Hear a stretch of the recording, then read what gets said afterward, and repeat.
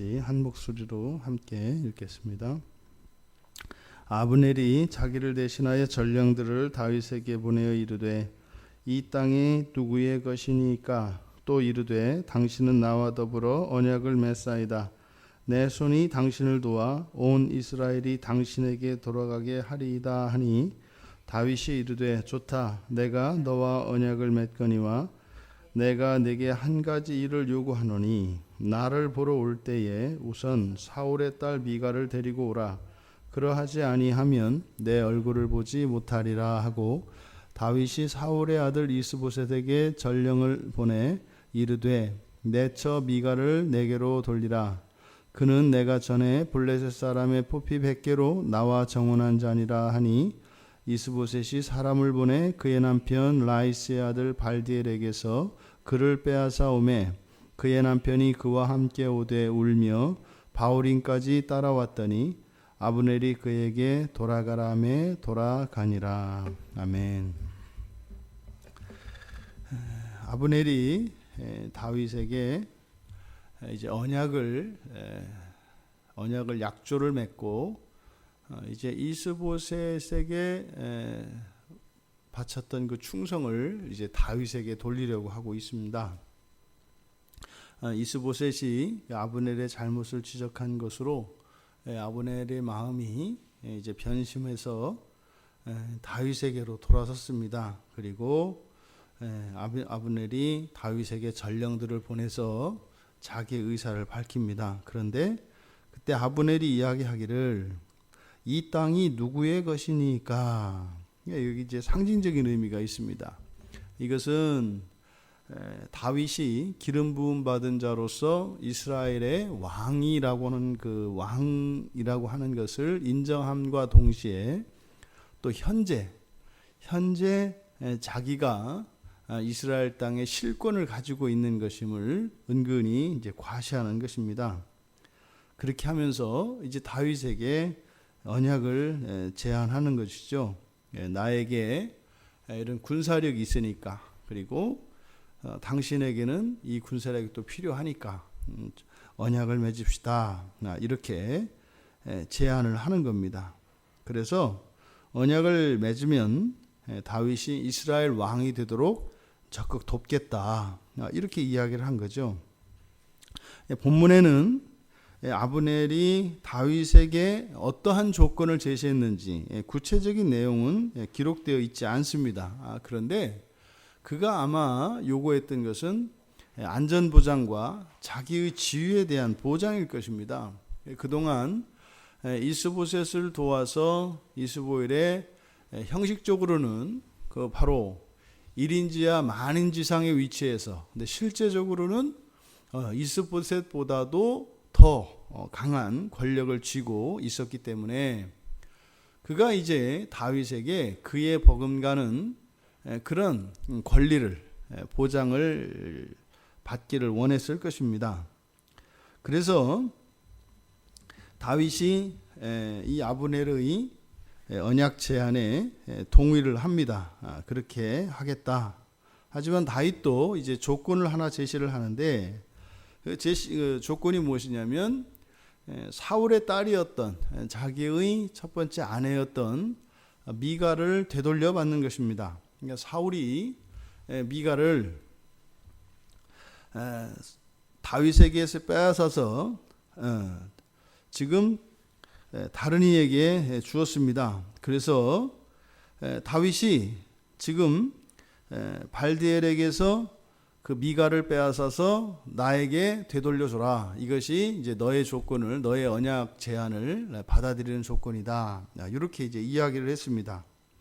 근데 왜 다윗이 이렇게 지금 이스라엘과 합병을 하려고 하는 이 시점에서 미갈을 왜 요구했을까? 그것은 이제 두 가지 의미로 우리가 살펴볼 수 있습니다.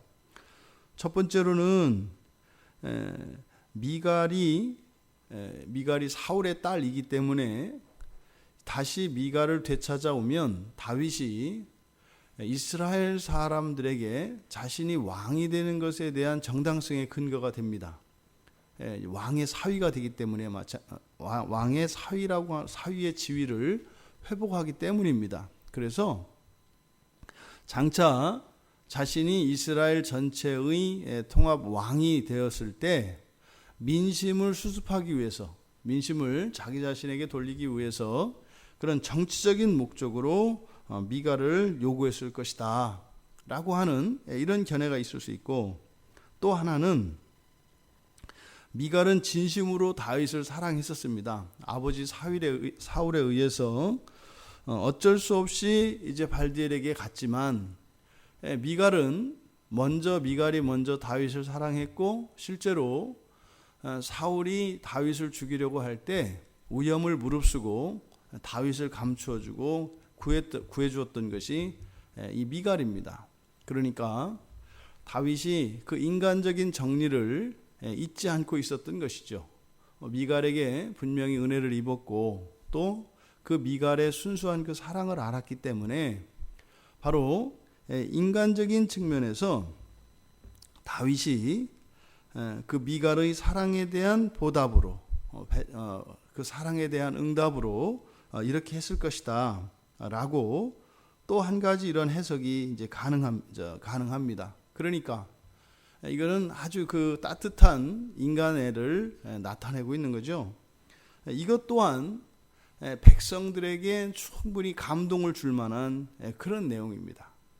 그러니까 미갈을 데려왔을 때 다윗에게는 정치적으로도 왕의 입지를 굳힐 수 있는 좋은 명분, 정당성을 얻게 되고, 또 하나 그 남녀 간의 사랑이라고 하는 그 인간의 정리 면에서 백성들에게 또한 이렇게 백성들에게 감동을 줄 수 있는 그런 것이기 때문에 이러한 두 가지의 목적이 다 있었을 것이다. 이에 대해서 이제 아브넬이 다윗의 조건을 수락을 합니다. 그런데 앞에 보면 다윗과 아브넬 사이에 이제 언약이 맺었지 않습니까? 그러니까 어찌 보면 이것은 사실은 아브넬이 이스보셋을 버리고 다윗에게 돌아서는 배신 행위였던 거죠.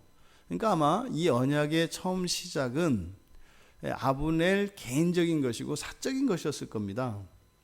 그런데 그 과정에서 다윗이 이것을 합법적이고 공식적인 언약으로 바꾸는 것을 볼 수 있습니다. 다윗이 아브넬에게 사신을 보내는 것이 아니라 아브넬과 언약을 맺은 후에 이스보셋에게 전령을 보내서 미갈을 돌려줄 것을 요구합니다. 지금 원래 이 언약을 맺은 것은 아브넬과 맺었는데, 그리고 아브넬이 그렇게 미갈을 돌려보내겠다고 했는데 그것을 이스보셋에게 요구해요. 그러니까 이것은 치밀하게 계산하여 움직여지는 것입니다.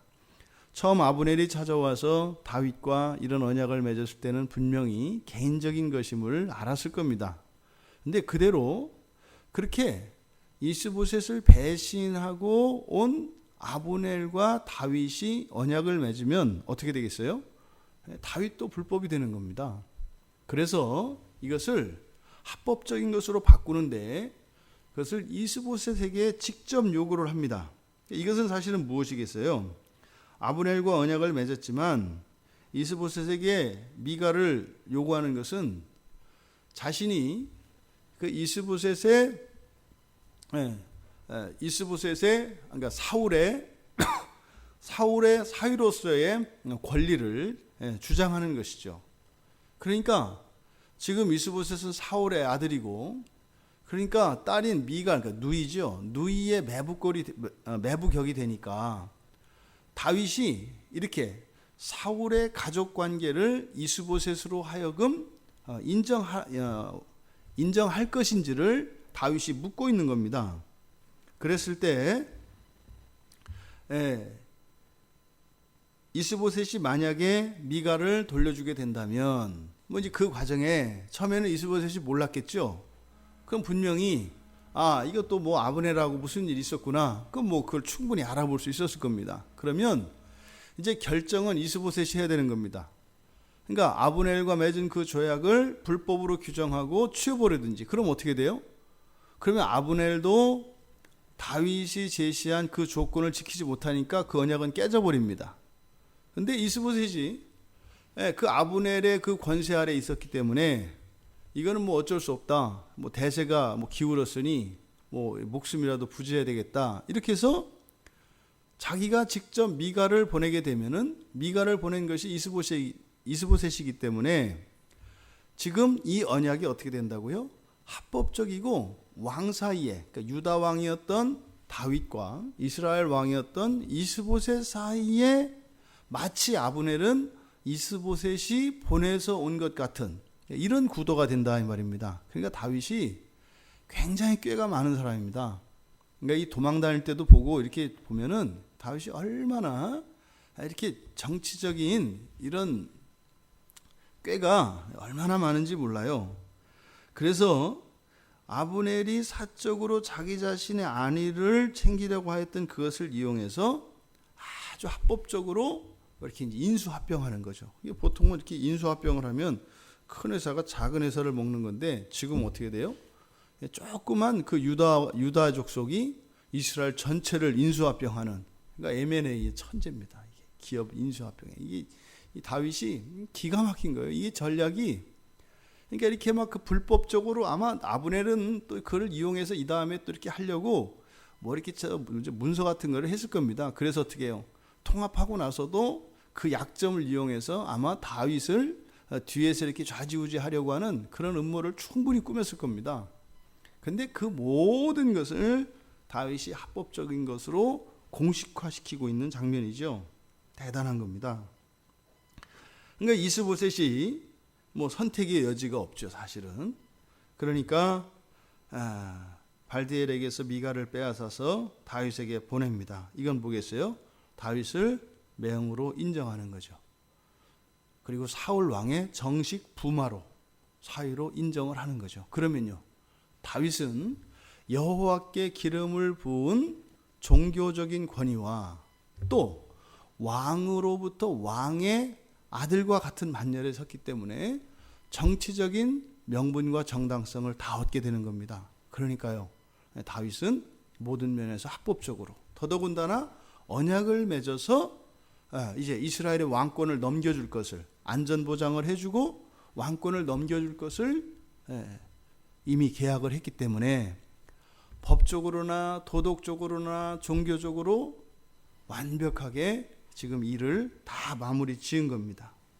그래서 이스보셋이 이렇게 보낸 것을 통해서 이제는 다윗이 훗날 왕이 된다 할지라도 다윗의 왕권에 대해서 그 누가 이의를 제기할 수 없도록 모든 것을 완벽하게 갖추었습니다. 이때 발디엘이 울며 미가를 바후림까지 따라왔으나 아브넬이 돌려보냈다. 아브넬이 이렇게 울며 따라온 것을 보면은 뭐 거의 10년 세월을 같이 살았는데 왜 정이 안 들고 왜 사랑하지 않았겠어요? 멀쩡히 이제 뭐 내 부인이다 싶어가지고 그렇게 살다가 이제는 빼앗기려니 울며 따라왔던 거죠. 사실은 발디엘이 처음부터 이 혼사를 받아들였으면 안 됐습니다. 왜요? 미갈은 이미 다윗의 아내였다라고 하는 것을 온 이스라엘이 다 알고 있었기 때문일 것입니다. 그래서 발디엘을 돌려보내고 이제 미갈이 다윗의 옛사랑이며 또 왕의 딸인 왕의 공주인 미갈이 옴으로써 이제 다윗은 이스라엘과 유다 전체의 왕으로서 이제 등극하는데 모든 준비를 다 갖췄습니다. 근데 지금 사실은 이제 이스라엘의 왕으로서 다윗이 이런 절차를 다 채워가는 과정입니다만, 하지만 그 속내를 들여다보면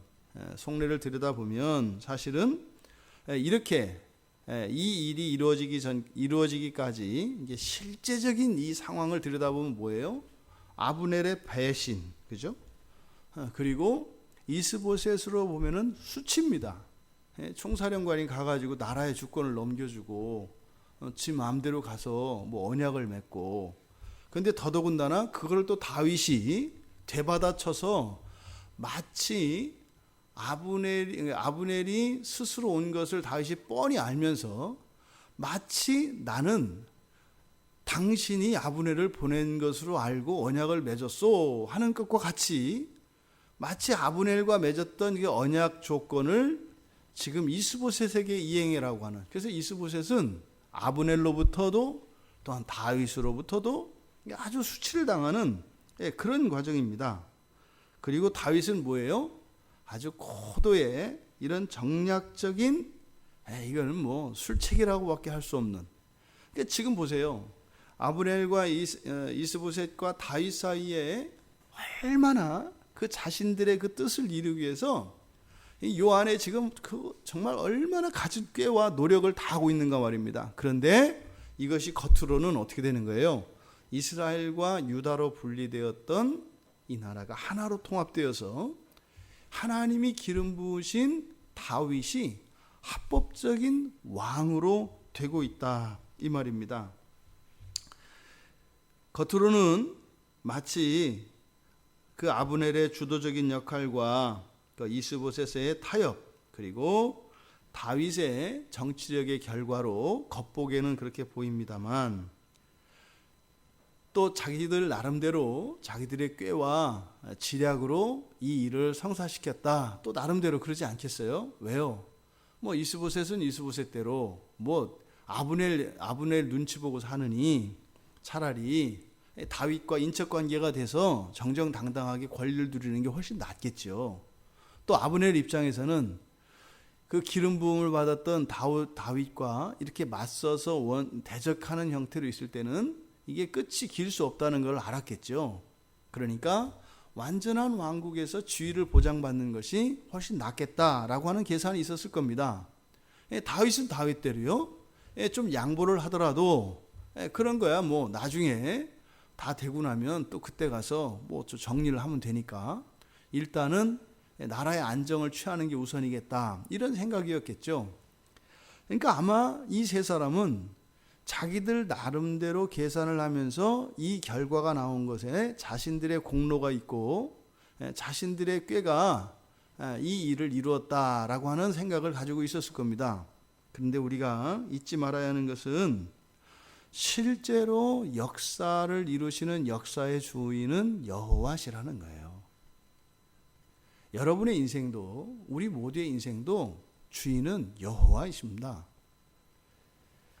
선하신 결과를 만들어내고 그것을 이루어 가시는 것은 여호와 하나님이시고, 거기에 이 세 사람이 참여하는 것이죠.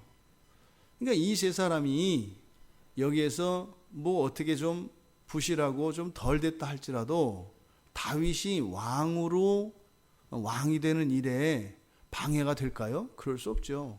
이미 여호와께서 다윗에게 기름을 부었기 때문에 다윗이 그렇게 뺑뺑 돌고 도망다니지 않아도 그는 왕이 됐을 거고요. 또 아브넬이 그렇게 잔머리 굴려서 이렇게 하지 않았더라도 자기의 세력을 이렇게 통째로 넘겨주는 것과 같이 자기가 도와주지 않으면 뭐 다윗이 왕이 되지 않을 것처럼 생각했을지 몰라도 그렇게 되는 게 아니죠. 이스보셋이 협조하지 않고 미가를 안 보내면 다윗이 뭐 이렇게 쉽게 안 될 것이다, 그렇게 되는 게 아니죠. 하나님께서는 역사를 이루실 때 사람들도 함께 하게 하십니다. 그런데 그 과정에서 사람들의 죄가 드러납니다. 그러니까 하나님이 이루시는 그 일 가운데 사람들로 하여금 거기에 참여하게 하시는데, 그래서 뭐 하나님을 돕게 하는 것이 아니라 사실은 하나님이 계획하신 그 역사를 이루어 가시는 과정에 사람들을 참여하게 함으로써 그 사람들의 내면에 있는 죄들을 드러내게 한다, 이 말입니다. 그래서 하나님의 역사를 이루어 가시는 그 과정을 통해서 또 죄인된 사람들을 정결케 하시고 거룩하게 하시는 일을 동시에 이루어내신다. 그래서 하나님께서는 계획하신 모든 일들을 이루지만 그 방식과 과정에 있어서는 사람들로 하여금 참여할 여지를 주셔서 그 과정과 방식들을 통해서 자신들의 죄를 깨닫고 그것을 돌이킬 수 있는 기회로 삼으신다라고 하는 것입니다. 역사의 주인은 여호와 하나님이십니다. 우리의 인생의 주인은 여호와 하나님이십니다. 예, 종말에 보면 우리가 다 거룩하여 정말 하나님이 완벽하게 기뻐하시는 그런 사람들로 다 되어 있을 겁니다. 정말에 그렇게 되어 있을 겁니다. 그런데 그 일을 그냥 하나님께서 일방적으로 하나님의 능력으로 이렇게 관건적으로 일을 하시는 것이 아니라 우리의 전 인격을 가지고 자발적으로 참여하게 하십니다. 그게 우리의 인생이죠. 우리의 인생에서 우리가 하는 일은 뭐예요? 죄를 짓고 불순종하고 내가 하고 싶은 대로 다 해보는 겁니다. 하고 나서 하나님의 뜻과 얼마만큼 내가 먼 거리에 와 있는가 하는 그 거리감을 느끼게 되죠. 그래서 회개하고 하나님 앞에 돌아가게 되죠. 그러니까 일은 하나님이 하시고 우리들은 계속 회방하고 딴지를 겁니다. 그런데 하나님의 일은 한치도 어김없이 이루어져 가는 거예요. 그래서 어떻게 해요? 투덜투덜대며 성질 부리고 짜증을 부리면서 어머니 뒤를 따라가는 어린아이 마냥 그렇게 인생을 살아가는 게 우리들의 모습이죠. 예, 우리들이 한날 한날을 살아갈 때 얼마나 우리가 정말 그 하나님께 생색을 내고 또 우리 인생을 사는 이 일들에 대해서 얼마나 하나님 앞에 우리가 우리의 공로를 주장합니까? 그런데 사실은 그게 무엇이에요? 하나님의 뜻에 어긋나 있는, 벗어나 있는 우리들 자신만 볼 뿐입니다. 역사의 주인이 하나님이시기 때문에 우리가 이런 시행착오 속에서도 절망하지 않고 소망 중에 나아갈 수 있는 것입니다. 오늘 하루 우리가 우리에게 주어진 인생을 살아갈 때 그렇게 정말 하나님이 우리의 주 되신 예수 그리스도께서 나의 주인 되시고 나의 유일한 왕 되심을 어제보다 좀 더 그렇게 고백하고 말씀 앞에 그렇게 굴복할 수 있는 우리들이 되기를 바랍니다. 우리가 역사를 바꾸지 못합니다. 역사는 하나님이 바꾸십니다. 우리의 인생 우리가 만들어갈 수 없습니다. 그렇게 되지 않습니다. 우리의 인생은 하나님께 있습니다. 그러면 우리의 인생이 정말 우리가 원하는 대로 그것이 하나님 원하는 대로 되려면 어떻게 해야 되겠습니까? 그리스도의 왕권을 인정하는 겁니다. 그리스도의 왕 되심을. 그리고 우리는요, 하나님의 기뻐하시는 그 자리에서 인내하는 겁니다. 하나님께서 우리를 이끌어 가시도록 우리가 그저 믿음을 지키며 하나님 말씀 안에서 순종하고 그저 그 자리에 머무는 것입니다. 그랬을 때 참으로 하나님께서 선하신 것을 우리 모두 경험하게 될 것이고 하나님의 선하심을 찬양하게 될 것입니다. 여러분 조금도 여러분들의 인생에 대해서 너무 염려하거나 걱정하거나 두려워하지 마십시오. 주님이 우리들의 왕이시잖아요. 천지를 창조하신 하나님이 우리의 아버지시잖아요. 나에게 건강을 가져가고 재산을 가져가고 나의 명예와 나를 사랑하는 모든 사람들을 이 세상이 다 빼앗아 간다 할지라도 하나님은 새로운 우주를 창조하셔서 우리들에게 주실 수 있다는 것을 잊지 마십시오. 조금도 두려워하지 마시고 오직 하나님 한 분만 바라며 의지하며 우리의 마음이 그렇게 흔들리지 않을 수 있는 오늘 하루가 되기를 주님의 이름으로 축원합니다. 하나님, 참으로 하나님이 역사의 주인이시여 저희들의 인생의 주인이신 것을 고백하게 하시고 믿게 하여 주십시오.